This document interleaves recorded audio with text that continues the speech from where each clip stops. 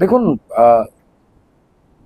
মানে দুর্ভাগ্যজনকভাবে মমতা বন্দ্যোপাধ্যায়ের প্রাক্তন সরকার একে তো দেউলিয়া করেছে, আপনারা জানেন, এবং যে প্রসঙ্গ উঠে এলো যে হাওড়ার মতো এত ঐতিহ্যশালী 500 বছরের শহরটাকে জঞ্জালের শহর এবং যানজটের শহর হিসেবে তারা আখ্যা দিয়েছে। যেমন খুশি চলছে, হেলমেট থেকে শুরু করে ট্রাফিক সিগন্যালিং বন্দোবস্ত যা অধিকাংশ জায়গাতেই নেই, বা থাকলেও তার কোনো উপযোগ নেই বা ব্যবহার নেই তার, এবং মানুষকে কোথাও যেন একটা বিশৃঙ্খলাই যে মেনে নিতে হবে এইরকম একটা তারা তৈরি করে গিয়েছিলেন। তো তার বাইরে নতুন করে গড়ার কাজ, সেই ক্ষেত্রে সম্মানীয় মুখ্যমন্ত্রী অত্যন্ত বদ্ধপরিকর, এবং যেটা সব থেকে বড় আশার কথা যে আমাদের যারা সরকারি দপ্তরের অফিসার, যাদের ডি আটকাবার জন্য এর আগের সরকার বারবার নিজে দৌড়াদৌড়ি করতো, এবং এটা অসম্মান করা শুধু তাই নয়, একটা অধিকারের জায়গায় ভয়ঙ্কর রকম কুঠারাঘাত করা।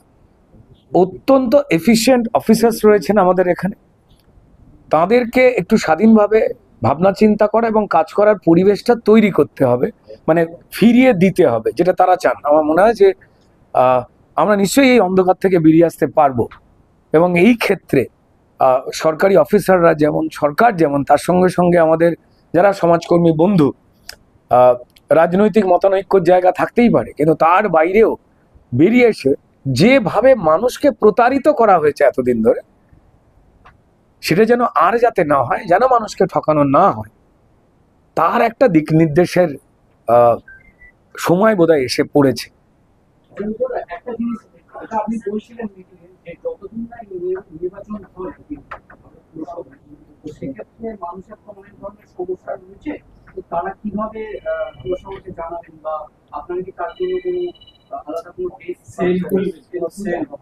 একদমই, যে সাধারণ মানুষের পক্ষে সবসময় সম্ভব নয় জানা। যেমন মানুষ সত্যি কথাই জানতে পারেন না যে কোন বিভাগের কোনটা কাজ, তারা তো জানেন না। সেই জন্যই আমাদের পরিষ্কার ওয়ার্ড ভিত্তিক কিছু কমিটি তৈরি করা হবে, যাতে নজরদারি চলে এবং যাতে মানুষ সেখানে এসে তাদের সমস্যার কথা জানাতে পারেন। সরকারি অফিসাররা সরকারি তরফ থেকে তো মানুষজন থাকবেনই, কিন্তু কোনো একজন ব্যক্তিও যাতে ফাঁক না পড়েন বা দুঃখ না পান, যেভাবে আগের 15 বছর হয়ে এসেছে, তার জন্য তো ব্যবস্থা চলবে। এবং তার মধ্যে থেকেই কয়েকজনকে ধরুন নিয়ে এসে আমরা আজকে যারা রেসপেক্টেড অফিসার্স তাদের সঙ্গে বসেছি, যে প্রাইমারি মানুষ যারা রয়েছেন তাদের হয়ে ওই ওয়ার্ড থেকে, বিভিন্ন ওয়ার্ড থেকে, যাতে লোকজনেরা সেই সম্যক জ্ঞানটা অর্জন করতে পারেন। অ্যাডমিনিস্ট্রেটিভ পদ্ধতিতে একটা অন্যরকম, মানুষের আবেগ হয়তো অন্য কথা বলে, কিন্তু একটা পদ্ধতি মেনটেন করতে হবে।